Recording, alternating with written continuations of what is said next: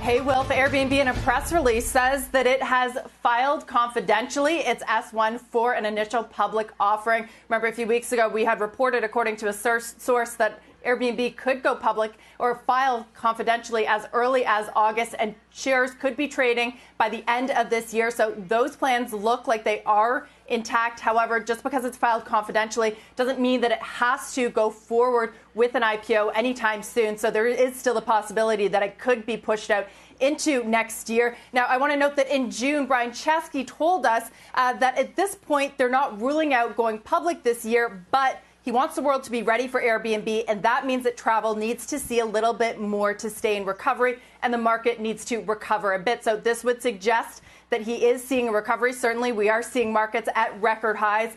So the question now is, of course, guys, at what value does Airbnb go public? A few years ago, earlier, just last year, rather, it was worth more than $30 billion in the private markets. We know that this year it took a big step down in that valuation to $18 billion. So that's certainly a question that investors are going to be looking for, and it will be very interesting to finally see those financials. This is a company, one of the oldest unicorns that we have, more than 10 years old. We don't know a lot about its financials. We do know that it was once EBITDA profitable. So we'll see the rest eventually when that S1 comes out. Back to you. Maybe, Deirdre, you mentioned that they got hit, obviously, when travel fell off a cliff in the beginning of the pandemic. But haven't they been a beneficiary lately as people have ventured out of the house and gone to longer-term staying options like renting houses?